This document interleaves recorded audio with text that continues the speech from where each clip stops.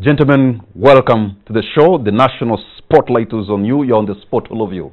Thank you. Thank you. Let me begin from my extreme left with you, General Mugisha Muntu, because you're once an army commander. You sat at the High Command, the National Security Council. You, at one time, even headed the intelligence. So when things happen like they are, in your view, do you see something going wrong? And what is it that is going wrong? Well, there has been a problem that's been ongoing in the last 2, 3, 4 years, more so related to the instances of crime, like what happened a week back. I think there are about, possibly about 15 or so incidents of murders of that nature. Clearly, it shows that there are still gaps within the security service in terms of response. Because the question is not about intentions of people who want to carry out crimes of that nature. More so in our situation. First, Uganda is within this sub-region, which is quite volatile. Even on the international scene, you find crimes of this nature taking place. However, it is the resources that you put behind building a security system to respond to any such intentions. So that these kinds of crimes are happening on such a scale and consistently for such a period show that there are still gaps. But those who came to town 1986 as a ragtag army. Yes. You were poorly resourced, poorly equipped. In fact, even the manpower was not as big as now. Now, there's a lot of manpower, there's a lot of resources, they have developed, the security forces are more professional. This is when there should be more capability. The environment has also changed in certain respects. I know that, for example, the levels of commitment, levels of focus at the organization level, at the individual level are completely different. I know when we got in here, those of us who started earning the first allowances, we were getting 7,000 Uganda shillings, old currency. But officers and men were operating 24/7 without almost a care about remuneration, because the focus was on the stability of the country, the focus was on doing a number of things that needed to be done. It's surprising that you find now people are a little bit certainly better paid than then, but the levels of commitment are different. All right, the focus, I think, the levels of commitment are different. The focus has also the changed. levels of commitment are different. Let me pick that. Even though back then, 30 years ago, you would survive on one word, Mzee Anapanga, and that could move you on. The focus, with your 7,000 shillings. There were certain objectives that we were focused on, and that was the driving motive behind all the things that we would be. Yeah, because I'm told every time they will say, can we get this, you know, Mzee Anapanga? And yet you could always move forward. And even though you had a torn uniform, things were moving well. Let me turn to Dr. Kisa. Let me turn to Dr. Kisa. The UPDF, the NRA, President Museveni, I mean, something that they have done well in this region is security. Are they starting to lose grip on a subject they understand best? Sure. I think somebody is within reasonable limits of accuracy to say that there is a deterioration in the grip on security. Without a doubt, the NRM government has, anchored itself on the question of security, peace and security. As you know, for a long time, in this country, the refrain of at least we can now sleep, katutweba kako tulo, was a rallying call for for this government and for the president. During campaign time, he always emphasized the fact that he has been a security president who has guaranteed the country in terms of stability and security. Now, when you have an increase in runaway violent crime and the kinds of killings that have happened in the recent couple of years, then you begin to think that that credibility, that legitimacy of the regime built on guaranteeing security is, I think, now standing on fairly shaky ground. But I also wanted to say, Patrick, that there are two sorts of problems that we should disentangle, decouple. The first problem is the problem of violent crime, generally conceived. I think that the police in the recent few years hasn't been on top of things in terms of making sure that violent crime is detected, prevented, dealt with, and that, you know, it's minimized. As General Muntu was saying, it's very difficult to do away with crime, violent crime entirely. I mean, all societies, all countries around the world face these problems. Now, the challenge is, do you have the capacity, do you have the efficiency and the capability to respond and to deal with those problems? So the second aspect, which I think we should distinguish from the first one, is this problem of sophisticated assassinations, which is not your usual violent crime, homicide or murder that you know, involves, say, somebody wanting to get money from another person or that kind of thing. The targeted assassination is, I think, something quite distinct, and it has to be dealt with, and we need to interrogate why we having people being assassinated in the manner that, for example, let me ask that question to the AIGP Hassan Kasinje, who just 2 days ago was Director Interpol Uganda. You know, when the president appeared at Kulambiro at the vigil, he said, he told the Inspector General of Police, clean up your force. It has been infiltrated by criminals. For a president, a commander-in-chief who has intelligence that is overall, is seated on top to watch over all of you, and he says, clean it up. It is infiltrated. It's a big indictment on your force. Thank you, Patrick. You remember that statement? I was there. That statement came after the president had, first of all, thanked the police for a job well done.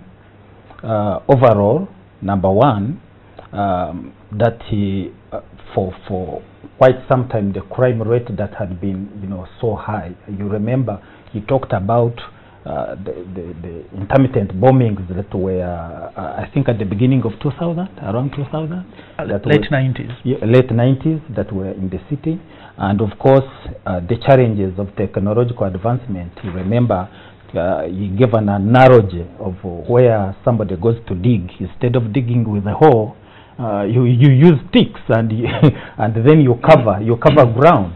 And he said, yes, I want to thank you for having for being able to do this. However, there are gaps.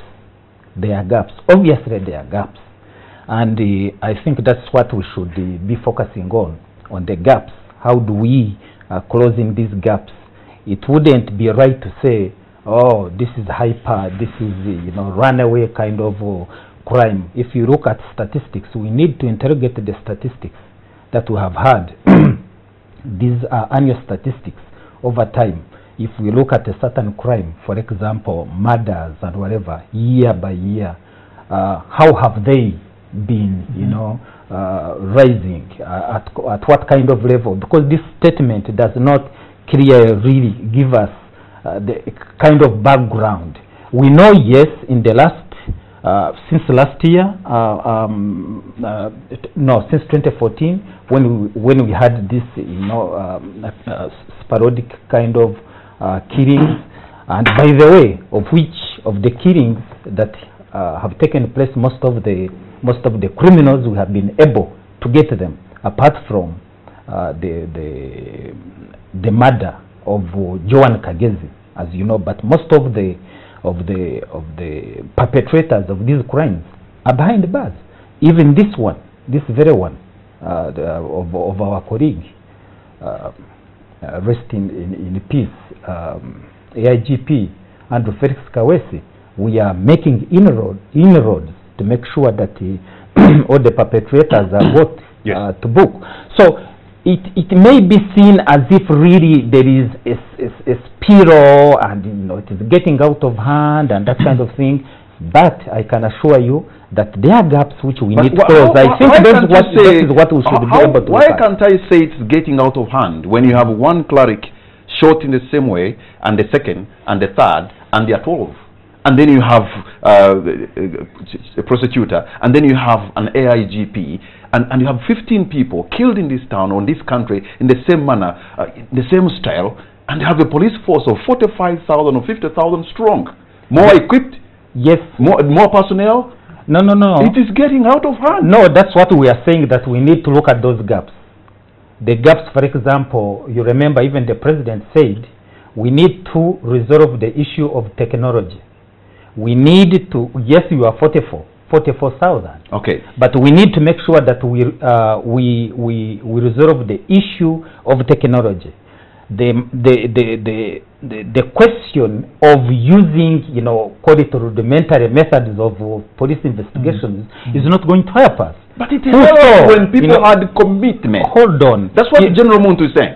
Yes. Back in the day. Yes. With a few resources. Yeah, I understand. Yes. But the kind of dynamics, the dynamics at which he's talking about, and the dynamics now are totally changed. Honorable Mwanga Kivumbi, you sanctioned the government at one point to give a comprehensive report on matters, and you are the Internal Affairs Shadow Minister. As government in waiting, what would you do in this kind of situation, and what has your research shown? Shadow. For beginner, it's good Kasinje is here. At the close of last year, he was in Parliament, and I think during that session I presented to you a very elaborate, let me say with my resources that are very for my office, very crude, because I don't have elaborate machinery to do quite an extensive job that I ought to do, but I was able to bring to surface simple issues that were threatening the security fabric of this country. You remember, by that time, there were a lot of militias from Chifesi, from Arrow Boys. Remember the 17 groups I talked about. I said, these operate. I even went to the extent of telling them which street they were operating on. And then I was very able to tell them that my simple research had shown that the actual people who are the good fathers of these groups were actually security operatives, and that one was very worrying to the whole country. We had a very frank discussion. Ndugu Kawesa was there, and we had 3 former Cosmopolitan Police Commanders of Kampala, and all of them answered in affirmative that this was terrible. They gave various answers, so that was clear. 2, we asked them, because by that time they had gone with about 10 murders that had really occurred, and no elaborate investigations had happened. So we asked them, what is this group? Okay? But that is itself a big problem, in that we are dealing with a phenomenon we don't know. Is it really a political group that has an agenda? Somebody needs to tell the country in a honest way what this group is about. There could be groups actually. Okay, or groups actually. The easy guess has been always to say it is ADF. And at one time, they said, the briefed a committee of and said, ADF, there are about 9 now remaining. Far, far, far away from Congo. Without any effect on what is happening. This is before, and this was during an interaction between us and the security. They have their commander serving his time here somewhere in Nalufenya, Jamil. Okay. And they said they are very far, far away from Congo. One session was closed, so I cannot give the details on a forum like this one. Okay, I'm not permitted. But then, we said, okay, get to the bottom of this matter. But what is worrying the country is that you have a group that looks well-resourced, because they are able to gather intelligence around General Mugisha Muntu, okay, establish these points of vulnerability, and select a time of their choosing. And they have been very, very perfect. Nearly 100%, apart from one shake. Meticulous execution of these evil intentions. So let me put it again to you, IGP Hassan Kasinje. When the president talked of cameras, for example, there have been so many unresolved murders, almost 3,000. in the last maybe 4 or 5 years. And but we hear camera in the last, yeah, the research of them, about 3,000 people in the last 4 or 5 years have been killed, even the villages, wherever, in Buteso, in Kasese and other places. But we hear government talking about cameras when an important person has been killed. And yes, every life matters, whether it's an IGP or an ordinary person in Kulambiro or in Nigeria. They are being hit by iron bars, they are being raped every day, and so many things are happening to them. But nobody talks about the camera. When something happens, once somebody big in government, that's when we hear you talking. And other lives matter as well. Yes, other lives matter. We are not talking about this because of our colleague. That's why, for example, I told you that, for example, the recent murders over the 2 years, we've been able to make inroads. I made that statement. But look here, we are looking at the whole situation. And I told you that we need to interrogate the statistics that we have had over a period of time. However, I think what we're talking about, and this is my point is that yes, there are certain gaps. And it's true that these gaps, because you see, investigating a case from the point of beginning up to its end, you must be able to try to find out where are some of these gaps. I think when it comes to evidence, when it comes to how, for example, how long do you take to have this case investigated and taken to court? What resources are you going to take in order to do this? So having security cameras is definitely going to be one of those key issues that are going to solve the problem, biggest problem. Nobody's saying that having a security cameras per se will solve the problem. You still have to have patrols in place. You still have to have human intelligence in place. You still have to have the population working hand in hand with the police. You still have to have training going on. Okay, I see General Muntu nodding his head in disagreement because you say these things would work. But if maybe you could tell us why you kept on nodding in disagreement with that. Of course, unfortunately,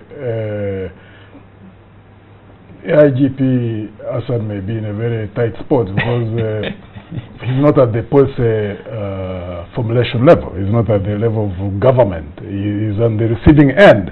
So there are a number of things that he may not be able himself to be able to sort out. If there was like a minister from government, it would be easier for them to be put to task to the extent that the allocation of resources, for example, there has to be refocused in terms of resource allocation. The police has at one time was working at about 7 billion or something. Now it's 350. Yeah, but how is it almost over 300 billion? But how during your time you're working with what budget? How is it allocated within the police force itself? The two most visible branches of the police where you see efficiency in terms of execution of their tasks is in traffic and in suppression of political forces that want to express themselves. And I think that's where the concentration of resources is. If you see like the investment in terms of breaking up anti-government demonstrations, it's heavy. I think it takes the biggest chunk of resources. But look at CID. If you want to focus resources in the law and order sector, you also have to look at a complete circuit. You must look at the investigative capabilities of the police force. You must look at the prosecutions branch. In this case, it will be under, I believe, the Ministry of Justice. Then also have to look at the judicial service system, the courts, because even if you have good investigations in CID, if you don't have good prosecutions, there will be a weakness. If you don't have a well-serviced judiciary, there will be a loophole. And this is a quasi-democracy, but we are moving towards wanting to see an established democracy where people's rights are observed. And therefore, you may not use the methods which are used in some of the countries which are literally police states. And you can't find anybody raising their head on the street. you won't find crime, in actual fact, in some of the countries which are under the grip of the state security apparatus. We don't want to go in that direction. We want to have law and order, but in a democratic environment. So you're saying what we are seeing here is also as a result. I mean, you're saying what we are seeing here is also as a result of some kind of, you know, quasi-democracy, in a way, a penalty of success in some way. With a huge weakness in terms of focus of resources, because I believe the main target of this regime is regime survival, above everything else. Hold on to your point there. We're going to take a break, and we'll be right back. Welcome back. You're watching On The Spot. My name is Patrick Kamara. My guests tonight are Major General Mugisha Muntu, Dr. Kisa, AIGP Hassan Kasinje, and Honorable Mwanga Kivumbi. If I may begin from here with you, Honorable Mwanga Kivumbi, as Shadow Minister of Internal Affairs, he talked about resources, but you think resources of almost 300 billion are misplaced? Actually, this year's budget is not going to be 300 billion. They are going to shoot to 415 billion in the next year. Okay. So they're going to have more money. So there's more money. But still, where will this money go? For our dear viewers, the police is projected to have to control 20 riots. Each riot is projected to cost 2 billion. So they are going to spend 44 billion to control just for riot operations. Two, he's aware that the CID, which is supposed to prevent and detect crime, is going to have only 2 billion shillings for the whole year. For the whole year. Wait a minute. We've been buying billion to control riots, yes, and 4 billion for CID. For CID. No. Okay. On AIGP Hassan Kasinje. No, to make it even matters worse. Is he cooking up something?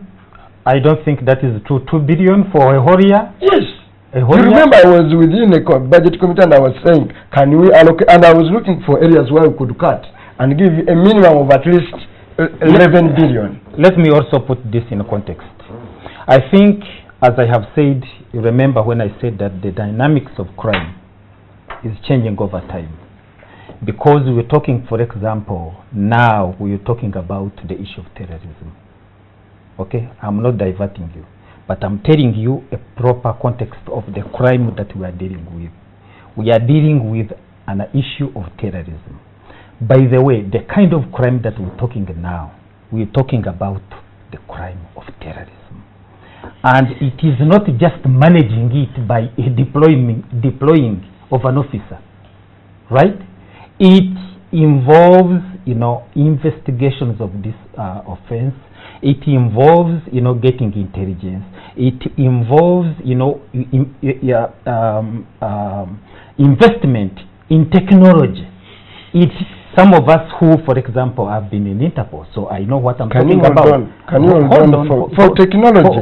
No, just for technology. When you wanted to invest in technology, you went to procure an equipment that we've been paying for every single year, on average of about 15 billion. We procured it and we've been paying in installments for public order management. Now, while we are not talking figures, while your budget for classified, which could go into those kind of investigation you are talking, is budgeted at 3 billion. No. Yes. I think when you do that, then we are missing a point. I think what he talked about was talking about that there is no investment, right? He was talking about resources, having no resources, and now he's talking about bloated, investment only in public order kind of public order in politics, and kind of public order management. I am saying that right now we are talking about terrorism, and I can assure you, everywhere in the whole world, that focus is being put on this particular crime. As I speak now, hold on. As I speak now, you know what has gone in the UK. You know what is in the UK. You know what happened in France. Okay? And I can assure you, go and interrogate the statistics that those countries have put in order to make sure that France is safe, in order to make sure that the UK is safe, in order to make sure that the US is safe.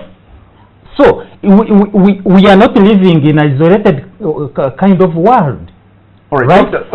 Dr. Kisa, I think that is going to be diversionary in terms of we are talking about. But there are some true reality. There are some realities. Yes, there are some realities. But Kisa, do not forget the fact that we are dealing with sophisticated crime and investment in technology. Investing in the machinery you're talking about is important. You are not going to confront terrorism with open hands. Is that going to happen? Has police moved away from the work of policing now into politicking? Precisely. I think Hassan is not going to run away from that fact that General Muntu was alluding to earlier. Before we came on the show, I had mentioned to Hassan and General Muntu that I consider the institution of the police force as the most important institution of a modern state, because there is no country in this world that can function without a functional police force. Because you need peace and order. On a daily basis, in fact, pretty much every minute, there is need for policing. Now, the problem that we've been having in this country, and some of us who write critical or speak critically of the things going on, and sometimes we talk about the IGP, he thinks that we unfairly attack him. But the point is that under Kale, the police has been transformed into something that it shouldn't be. It has been transformed into a lot of things that are outside the purview of policing, of law and order enforcement.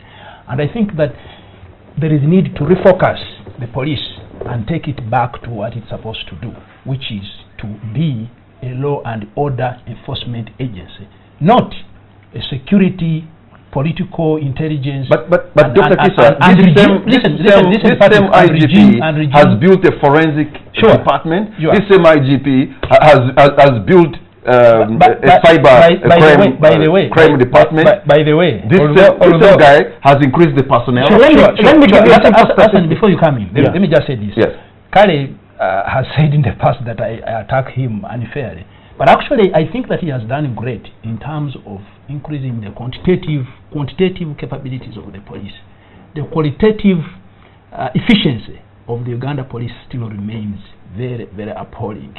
The capacity to, sophisticatedly investigate and use intelligence rather than a public show of force and making pronouncements. The problem with Hassan's boss is he likes very much the gallery and showing that he's working. But you see, you cannot do intelligence and policing by playing to the gallery. You need to do certain things in a thorough way behind the scenes, and then the results will be there for everybody to to see. So the point I'm emphasizing, and Hassan, sorry, I'm going to let you take over.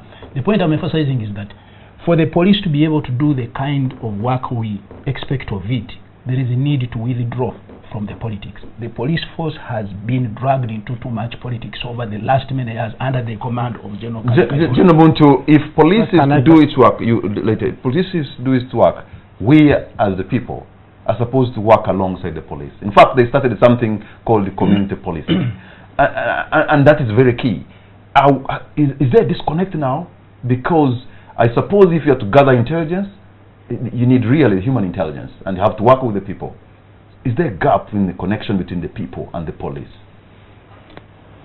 Actually, there is a larger problem than the issues we are looking at the operational level, at the level of the police force. And of course, it's not within the capabilities of police to change that. That can only be changed at the political level.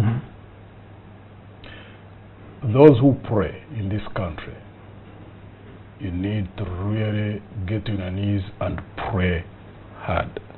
Because what you are seeing, just a second, when you see first we recognize that there are gaps. Because if they want gaps, then the responses, the kind of the ill intentions which we see expressed in the murders and the assassinations that have been happening on a consistent basis, they would have been more robust, would have seen clear results.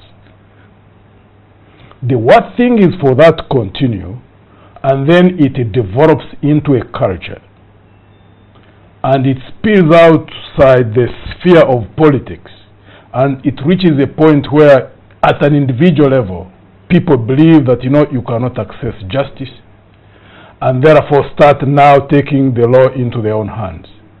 So that when I have a problem with you over maybe a business, over land, or whatever, that the immediate thinking in my mind is to go sort you out outside the channels of the law. We have seen that happen in a number of countries. The best example is in the Latin American countries. Once a culture like that develops, it becomes costly, and turning it around takes decades. We see countries like Honduras, like Guatemala, like El Salvador, Peru. Like Peru, like Colombia. Since the 60s, there were a form of the drug lords are running the show. Drug lords, a form of mafia that infiltrate the governments, infiltrate the state security apparatus, and they literally cause terror in their own communities. This problem that we face right now needs to be cut off at this point, and we start reversing the situation before we get there. We can cut off with a prayer? No. But you just said we need to pray hard, and now you're saying no. Those who pray that we don't degenerate that level. Of course, at the human level, ourselves who are actors in the political sphere, irregardless, by the way, of where you are, whether you're in government, whether you're outside government, because like what now clear is visible, everybody is vulnerable, including those who are in power or who think they're in power. There is no way you can have peace on a sustained basis unless there is justice. Honorable Mwanga Kivombe, people... And if people are not able to access justice, if we don't focus on building institutions, strengthening institutions, and establishing efficient systems in terms of delivery of justice, you get people getting more and more frustrated. That combined with the levels of corruption that we have, the president himself admitted that the police has been infiltrated. So not only police, I know even in government, we will see a building of networks of a criminal nature, sophisticated, which we must break before they have a throttle hold on this society. And anybody out there who is in government, whether it is a minister or a commander of an army or a police, needs to understand that. So we have therefore take that responsibility as those who pray for us and the country. But Honorable Mwanga Kivombe, let me bring you to the issue of local council leaders, for example. We do not have an effective... I thought I was going to... But before you go to the issue of local council... No, because the human factor, the ordinary civilians... local council leaders, they are low-hanging fruits. Before we go into the very sophisticated issues that we can just by a trick of an eye solve. For instance, right now, you know, there are elements, or are they called non-police officers that have taken up police work in this city, the likes of Chitata, and I can mention names. Some of them even sit at the IGP's office. Literally, they command even the RPCs. Hold on there. These ones you can solve. Hold on there. Okay. Because you're making a very big statement that some ordinary civilians... Yes, and I can give you names and you know them. Yes. I can give you names. That portend today in the Ugandan police force, the IGP. You see, Patrick, you are going to be unfair to me. Having the three guys against me. That's what I think starting with the doctor, I think you are unfair in your criticism of the IGP. I think that's why I am saying that you need to look at what point in time did he find the police. Okay? I will just give you a very simple example. From here, Kampala, to the airport, I used to work in Entebbe police station. And we used to have, I think it was British Airways, taking off at around, was it past midnight or something like that? And we used to have passengers this 21-kilometer stretch, they wouldn't be able to reach at the airport. They would be waylaid. They would be waylaid. They would, you know, have their baggage stolen, their money stolen, and that kind of thing. Everybody here knows that. Even on these other streets that we, and roads that we're talking about, we used to have a city center here where a bank, broad daylight, they would go in, and you have a bank robbery. It has taken place, and that kind of thing. So investment in vehicles, investment in making sure that you are able to travel from here to the airport without anybody taking your money or your luggage and that kind of thing, because of systematic, you know, we have been systematic at that, and nobody knows that you are going to cause any chaos on that road and get away with it, and that you are not going to go and rob a bank and you get away with it. That's why I was saying that we need to look at the statistics over time, and we interrogate them. We look at the murders that have taken place. We look at the robberies that have taken place. We look at even other crimes that have taken place. It's, you know, managing an institution like police is so huge. It's so huge. It's not just coming talking about, you know, they are investing in one area, because you're looking at, you know, probable issues to do with politics and that kind of thing. But I am telling you that yes, we need to look at the achievements that the police have done. You remember, I think 10 years ago we were talking about 14,000, a country that had 14,000 police officers. We're talking about a country now that has 43,000, I think 45, almost like 45,000. But the national population has also increased. It has increased. That's why, for example, I want to dispute what he's talking about. Community policing is a tested approach everywhere in the whole world.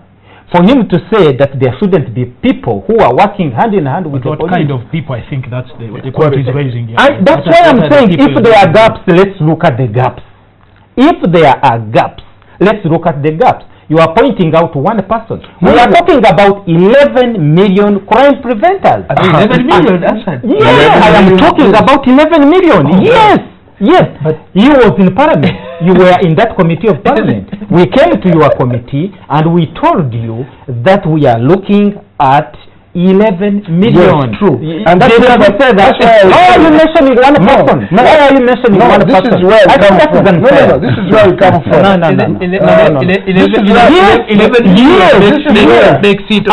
by the way, let me crown it all by saying a person who is investing in cooperation and building bridges and informing the police, building bridges. So in other words, there's a crime preventer for in every, if you meet 4 people, one of them is a crime preventer.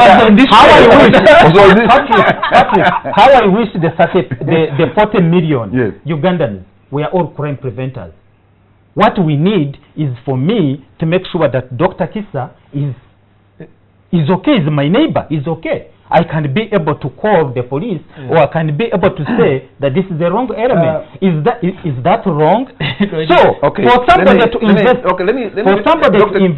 for somebody to invest in a correct community policing strategy of making sure that we reduce crime, and you want to trivialize it. I think that's the point. I think he's not trivializing it. Yes, I live in Chicago, which is a complex metropolitan American city, and I think the one city around the world where the model of community policing has been most elaborately implemented. But Chicago is also having a lot of murders, more than any other city so many problems in the United States. There are so many problems because of part of it is the racial dynamics in the U.S.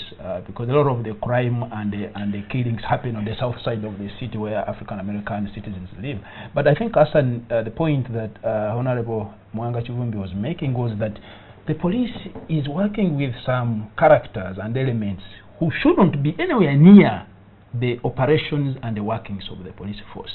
that you are dealing with some people who are wrong people. And I think it's partly what the president was saying on Sunday, that there are some elements who are involved in police work and are wrong people. That's my point. That's my point. Okay. We need to be fair to AIGP Hassan Kasinje, because it is tilted against him and the numbers. Yes, but I just want to make one quick point, Patrick.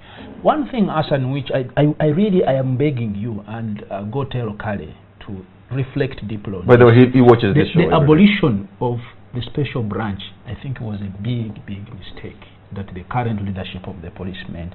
The special branch used to be the foremost covert intelligence and counterintelligence agency in Uganda, and it did a lot of work. It dates back to colonial times, but it was a well-established, fairly robust agency. And a lot of the work that happened in neutralizing the ADF bomb attacks in this city in the late 90s, a lot of the work, people tell you, was done by special branch. Kale came and, threw it away. Okay, General Muntu, how can we improve as residents of Kampala, as Ugandans? But we are going to the very important points. He talked about the 11 million crime preventers. Yes. Let's get these facts clear.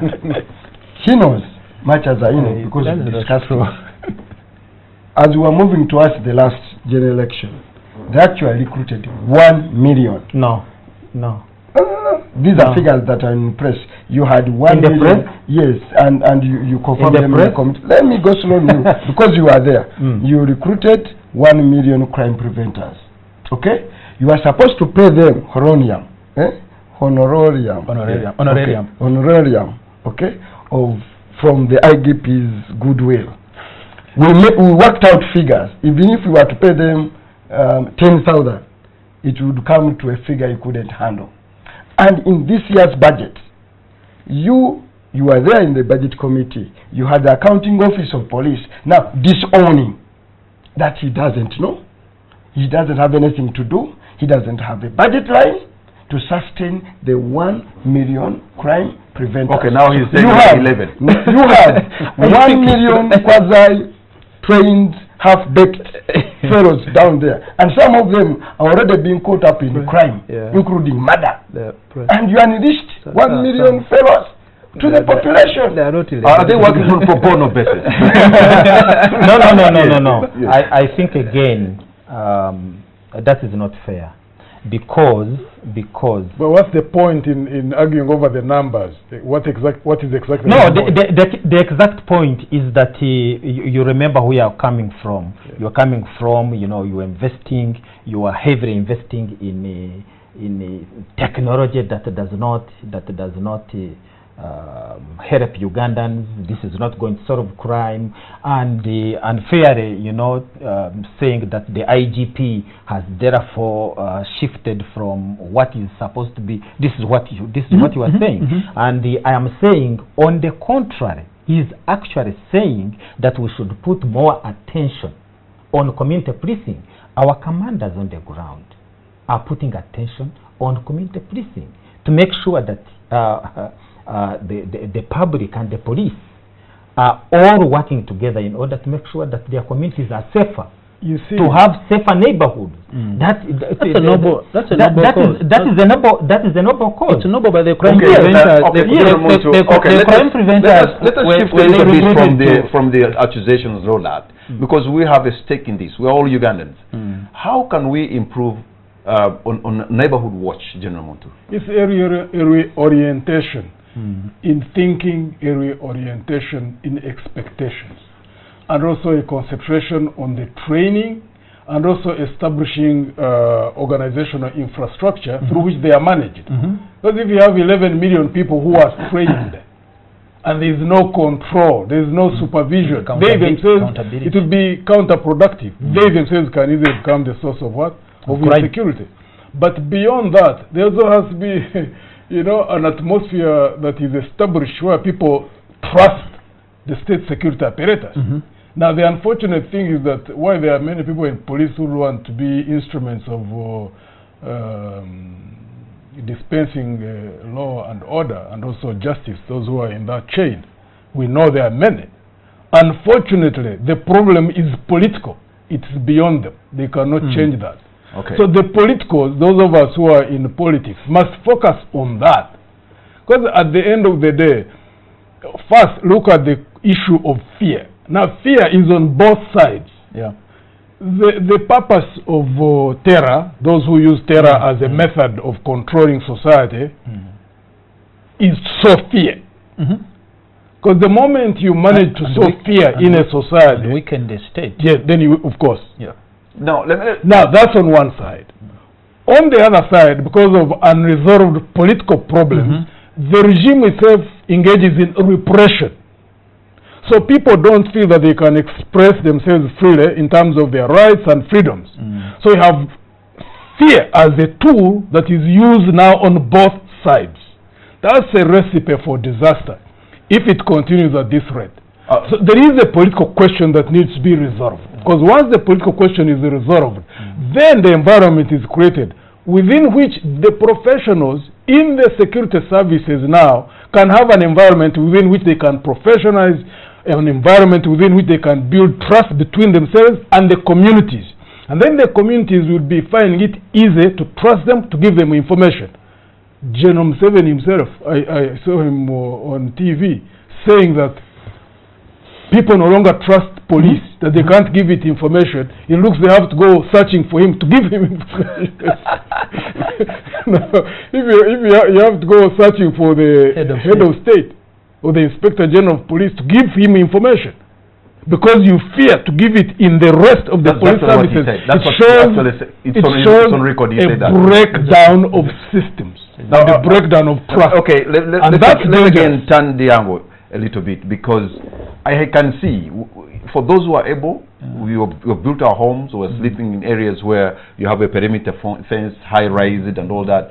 I can see the spring up of gated communities now, Kensington and Royal Palm, whatever. Although at the end of the day, Patrick, I don't think that those wall fences and gates really can do a lot to protect us. I don't think so. I think that people create illusions of security around them by erecting wall fences, but those wall fences at the end of the day cannot save you. We're going to take a break. When we come back, let's look into those wall fences that are almost everywhere, and it appears most people feel vulnerable as they drive into their gates.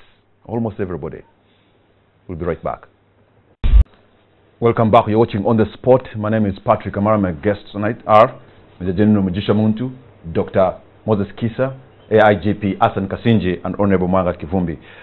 If I may begin with you in this segment, AIGP. Yes. Your first, let me look for it here. Your first statement you made today as a spokesperson of the police, that you're going to increase security of police officers, and the security of police officers is going to be raised. And I wonder why this knee-jerk kind of reaction when you're actually acting too late.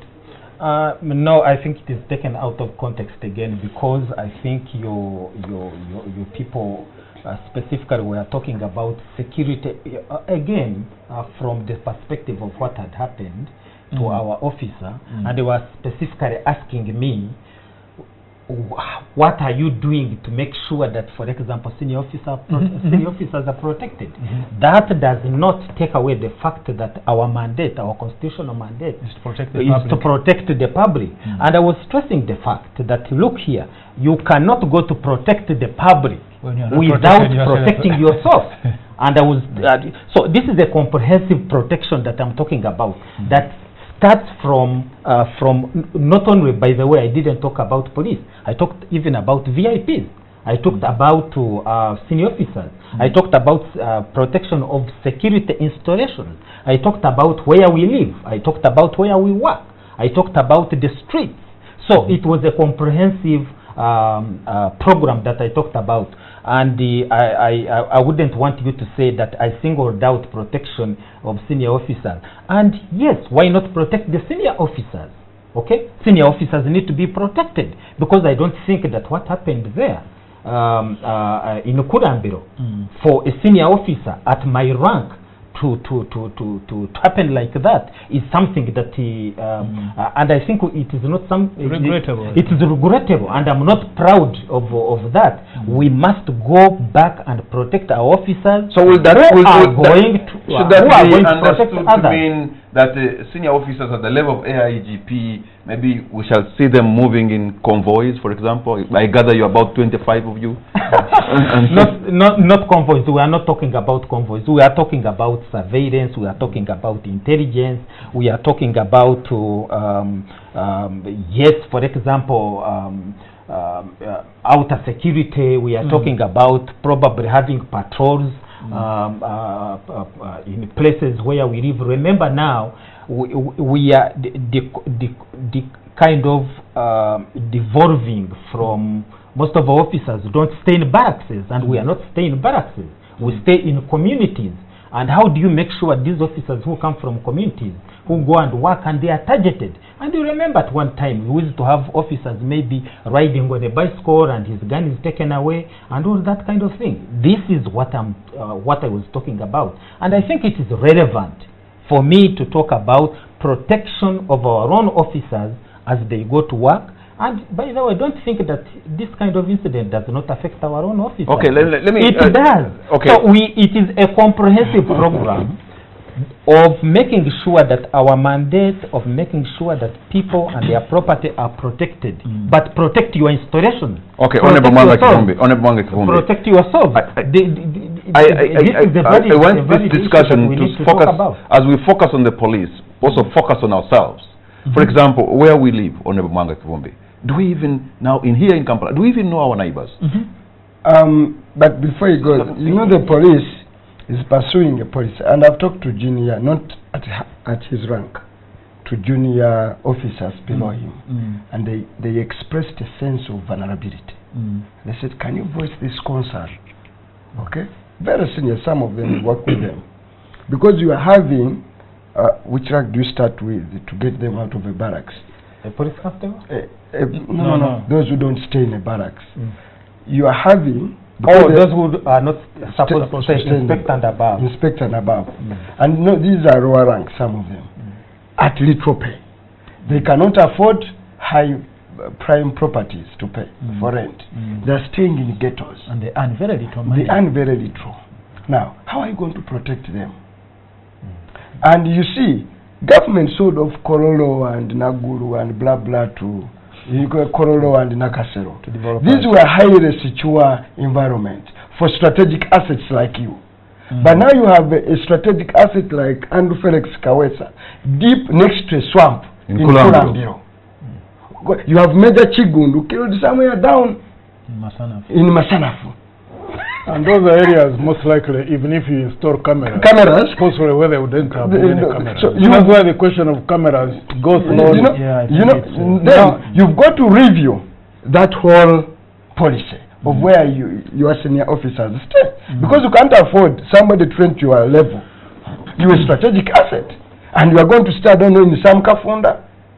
Okay? Whereas simply people will gun you down.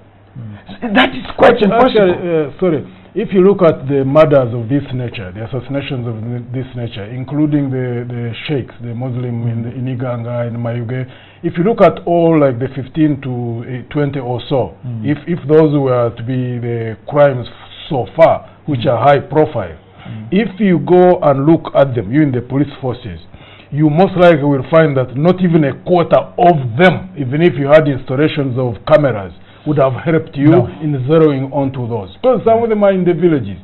Yes, you need to install some of these technical capabilities.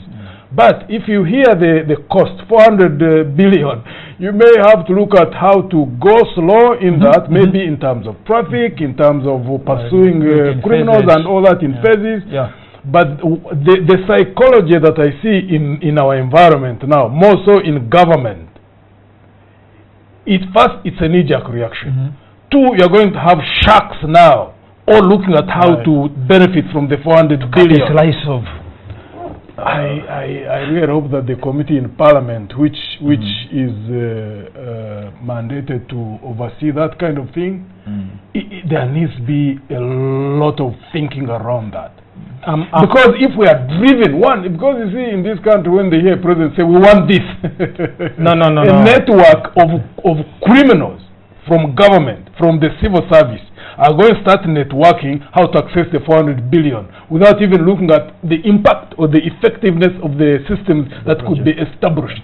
I think that General, that can because you see, people have the feeling that if you have cameras, the problem is going to be sorted out. No, it's wrong. That Big Brother is watching. No. If you have I think that can be negated. For you, you are looking at in terms of maybe those who are going to gain from that and whatever. The legitimate question is, does technology help the police in cracking crime? But it does. But we have cameras in the city center, and we have had people being mad and they are pickpockets all over. The other question is, do we have countries, do we have examples where technology have helped the police to reduce crime? Yes. And the question is, why can't we have it here? You see, why do we want to politicize this kind of and you call it ninja? It's not ninja. Let's look at the immediate things which can be done. For example, selection of the good caliber, and also motivate the personnel that you put in the areas like criminal investigation. That's within our means, because there are Ugandans who can go into those areas. If you focus resources in training them and motivating them, then you can also look at equipping them.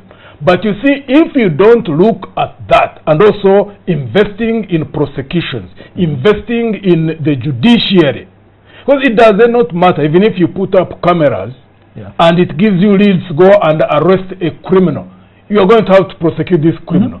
You are going to have him tried and sentenced. If you are weak in that, that 400 billion will go down the drain. Let me ask you, AIGP Kasinje, in comparison with our neighboring countries, I give you an example of Tanzania. If you cross the border or whatever crossing you use and enter Tanzania, chances are high that Dar es Salaam will know somebody is coming. Is it the case in Uganda that if you cross from Congo or from Rwanda or from Kenya that Kampala would know? This is what we're talking about, community policing. I mean, like the Mayumba Kumi, which is in Tanzania, it's community policing. We are talking about Mayumba Kumi, which was doing a very, very great noble job here. You go in a community, even if you are a visitor, you must register. If you are new, the capital is going to know that, Patrick, you came in an area. Okay? Look, we all go to these capitals. Do you sometimes feel a sense that I'm being watched if I do some nonsense here? Yeah. You see. But now, ourselves here, we are saying, look here, because he's raising an argument which has been from colonial and whatever, of saying that you train. We are not saying we don't train, but we are talking about evolving crime. We are talking about crime that does not need to say who passed here and who did that and who did that. We are not saying the cameras are not going to be in every single place, but look at the horizon where the camera is going to be, for example. Okay? If you commit maybe a crime where there is no camera, probably you are going to enter into an area where there is going to be a camera. And in one way or the other, can be tracked. It can be tracked. Somebody there is saying, somebody, they were two. Hold on. They were two. And they were dressed like this. And they go in an area where at this time. Yes, where they can be. We have gone in these countries where they have robust system of cameras with a center, an operation center, and you can be able to tell, for example, even they can manage traffic. But hold on, they can manage traffic. These cameras are going to manage our traffic situation. They are going to manage not only crime situation. They are going to manage so many things. It is something that we must have. We have some cameras in the city center now. In the business district of Kampala, in the CBD. And all that, by the way. But have they helped us? No. We had actually break-ins of about 3 NGOs. That had CCTV cameras, and you could even see the faces of people. What has happened? That's the point now. In Mengo, How? for example, they came and killed a security guard. They even looked into the camera. Right. For example, now. And those images were given to Yes. Yes. How? No. You see, we are not saying that we should not have cameras. You must have an integrated system. So what we want to avoid is to make it seem that the only inability of police now not to be able to track down these killers is because there is a lack of cameras. Nobody is saying it that. has to be an integrated system. Nobody And it's a heavy expenditure. 400 billion. That's why we are saying those who are involved in this need to give it deeper thinking of this money. Yes. Because you see, this country has got mafias. In this current budget framework paper, okay, I would like to inform the country, we have had a disagreement on the defense budget, where they inflated their budget by 558 billion. And the Parliament, in a way, we discovered that this was money meant for AMISOM. AMISOM required 337 billion. This was an exaggeration. To target this money through this way is really criminal. This is the 500 billion where they are now going to come and point, we want half a trillion. We want this money. It's half a trillion, which we somehow asked and recovered for the people of Uganda. And now the criminals are coming for this money this way. All right. Let me involve Ugandans who are watching tonight. Wherever you are, this is the time when we get to hear what you have to say. You can reach us on phone. The numbers are on the screen. Let me take the very first caller online that we have. Hello. Good evening. Good evening, sir. What's your name and where you're calling from? And make it very precise and concise, sir. My name is Mark, and I'm calling from Bunga. All right, go right ahead, sir. I just want to comment on technology. And want to inform the panelists that you cannot avoid technology in this generation. Like Afande Kasindi has said, it is the only way that you would easily track any criminal, and you can easily identify even people who are tending to riot, people who are tending to have funny activities. Cameras are unavoidable. It's like Afande Mugisha Muntu cannot spend a day without his mobile phone. If not, he cannot communicate. So cameras are part of us, and we have to accept, and we have to take for the cost. It does not mean that everything government is in. There are sharks, and there is everybody targeting it. In America, they have also the same issues. They go in for big projects, and there are people who go and lobby for them. All right, thank you very much. Thank you very much, Mac. You made your point with a lot of clarity. Let me take another call online. Hello. Hello? Good evening, sir. What's your name and where are you calling from? This is Julius. I'm calling from Ntinda. Ntinda, go right ahead, sir. Okay. Sorry? I hold the line? You're on air. Go right ahead, sir. Go ahead. Yeah. Good evening to all the panelists. Rest in peace, Paneka Wesley. I'm appreciating the discussion. I also want to concentrate on the preventive. I think the element of community policing is very, very important in this matter, especially given the inefficiencies on part of the law enforcement. So the public has to come in really and be the first line of defense and preventing crime. Of course, technology is important, but I want to concentrate on the preventive arm, which is really the after fact of police investigating crimes. For me, really, if somebody has died. And now that brings me my point to security, of course, of VIPs. Definitely, as Afande Kasinga says, you cannot be proud for an AIGP who is really at the rank of a general to have such a light security and live in such a place. And then you're surprised and call these professional killers. There is nothing professional about that. That is just a soft target. So let's look at how we take security very seriously and involve the public. Thank you. Thank you very much. Let me take 2 more callers in line, and then we can come back to the studio. And hello. Hello, how are you? Good evening, sir. What's your name and where are you calling from? This is Michael. I'm calling from. Michael, go right ahead, sir. Yeah. Now, I have a quick question, 2 quick questions. Number one, the police, I think the police has become a joke. Because when you look at the last case, for example, being involved in politics, the IGP got a poster of they give me 5 million, 5 million, you identify this person.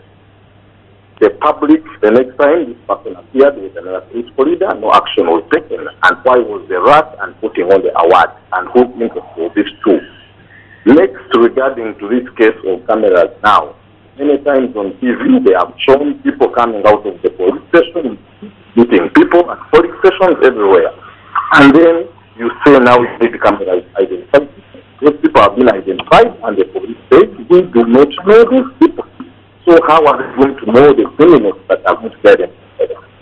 I think it's high time the police stand up, and because the community has also lost trust in him and has just a police organization. Thank you very much.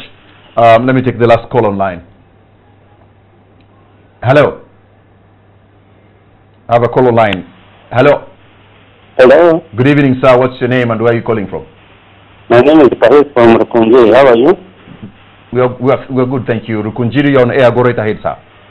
I'm very happy for the presentation, but I think it should be a combination of how we assist each other to curb the crime.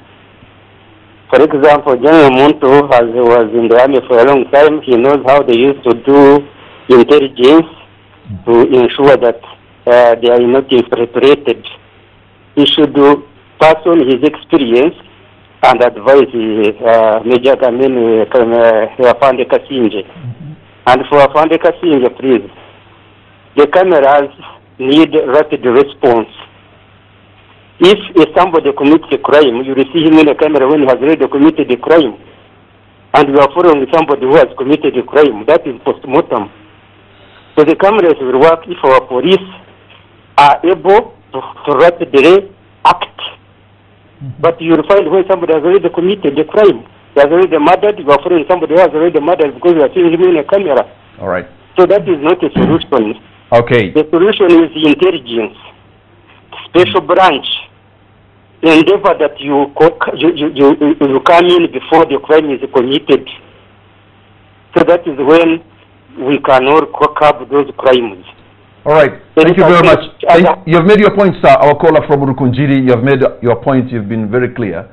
And I think now I'm going to close the lines there. I know there are very many people who want to contribute on this show and especially on this very topic. But we are coming to the end of tonight's edition of On the Spot. So let me give my panelists to make their concluding remarks, beginning with you, General Muntu.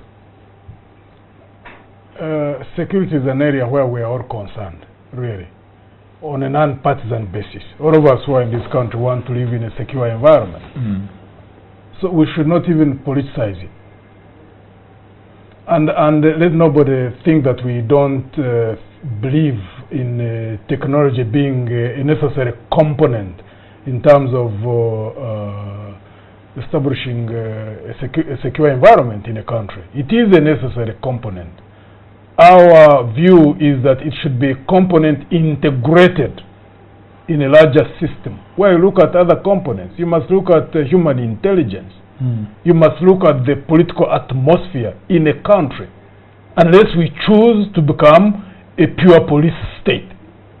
But as long as we want to build a democratic environment, you must look at the political components. You must look at the questions of justice. You must be looking at the question of building an environment where there is trust in the security apparatus. Because you can have the community policing that you are talking about, but community policing must be based on trust. So if the security services are used as a tool of repression by the politicals, that trust will break down. All right. So whatever you do, you will not be able to have the ease with which the people will be coming and giving you information. There must be also elimination of corruption, because people must also trust that if they bring information, they are not going to be sold out, that they are not going to become a target. So you must have a comprehensive understanding of all this and build a plan and build it on a systematic basis investing money, investing, of course, ideas, investing in human resources. Human resources. All right. And then you systematically establish that. And the results of it would be seen. I mean, we are not the only country that is facing terror. Absolutely not. And we are not going to be the last. Thank you very much, The gentlemen. more we invest in that, the more successes we will see. Honorable Manga Kivumbi, your concluding remark on the short night. Security is a service like any other. It must be provided efficiently and deliberately. There is no way of running about it. We must go back and refocus our priorities of spending. Now, they want to create a narrative in the country of technology versus no technology. That's not the argument. You need technology, but you need it in a comprehensive framework. 2, you need to solve the outstanding political issues. Correct. And go for real political reforms in this country and have everyone on board. Community policing, don't make it a machinery for campaigns. That's why we get problems. Now that campaigns ended, you no longer hear of the crime preventers. They are forgotten. So let us not do things to meet political ends. As I said, solve the simple problems. Okay. Talk on the harder ones. Dr. Kisa, your parting shot. Sure. I mean, wanted to kind of speak to Fande Hassan and his colleagues, the leadership of the police force, that some of us who are critical here and there are doing so because we would like to see a functional and effective police force. It's for all of us. I need it. I have a family here. I need to be secure in this town. I need to go about doing my business without fearing that somebody is going to rob my cell phone or is going to engage in activity. Hit you with an iron bar. Something like that. So I think that Fande Hassan don't feel as though we are pressing you on the wall unfairly. We are doing this in good faith. We are all citizens of this country and would like to see a peaceful and secure nation. And I think that the point that General Muntu and Ndugu Mwanga Kivumbi have hinted on is extremely critical. The political question. This country right now is facing grave political uncertainty. We don't know where we are headed with the current establishment of General Museveni. We don't know whether he's going to be president in 2021 or he's going to there's a constitution that limits him because of age. Sure, but you see, what has been reported to be in the works. That they but you see, you know that in the past he has manipulated. He said on this very show. He did that. Absolutely not. Not at all. He won't change that. He said the same about leaving. For the time being, let's hold him to his word now. Okay, you're passing short. I'm glad at the end of it all they are talking about a comprehensive approach to solving crime, and that is what I have been laboring to say, because I've not been talking about technology alone. I've been, for example, the force has been investing in not only technology. We have had vehicles, we have had training, systematic training that has been going on.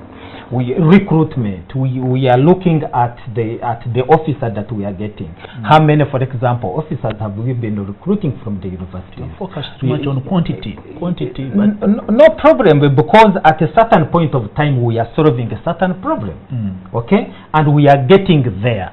And now that we have reached where we have reached, and we are saying, look here, we need to incorporate technology. We need to incorporate intelligence. We need to incorporate, we need to build the trust. We need to have community policing, and that's what we are talking. But every time you bring some of these reforms, they will turn them political. I'm glad they are talking, yes, I'm glad they are talking about community policing at the end of the day. But again, they will say, no, community policing is only brought during, community policing has not stopped. For example, the chief political commissar, who I'm taking the reins, one of my responsibilities is making sure that we have community policing, that the people cooperate with the police. Of course, I agree with him to say that there must be trust. It would be foolery for me to say we are going to work in an environment where there is trust. We must build bridges. On this show, I've talked about bridges. We must go out and build bridges. Right. We must go out and say, look here, if there are issues, if there are gaps, can we solve these gaps together and be able to solve the problem? At the end of the day, security is for everyone, and it should not be delinked. It should not bring something from there in order to say, oh, the IGP is doing this, or the police are doing that, and whatever. Let's forget differences in our political opinion and whatever it is, and focus on how we can improve security of this country. Thank and you. That is the point, thank you. And we have not deviated. Thank you very much, General Muntu. Thank you very much, Dr. Kisa. Thank you very much, IGP Hassan and Honorable Mwanga Kivumbi. I think there's no country in the world that is crime-free. No. And for that matter, there are so many in this modern world where you find sleeper cells of men and women with evil intentions who are waiting for an opportunity with a lot of patience to strike at any target at any time. But let's also give credit to our men and women in uniform, because they have kept this country at least at peace for the last 30 years. That's not a mean achievement. But we're only saying as Ugandans, we deserve better. And let me say rest in peace, Alex. Sorry, Felix. Rest in peace, Wambeo. Rest in peace, Erao. And all other of your colleagues who have died in the line of duty. Good night, and God bless Uganda.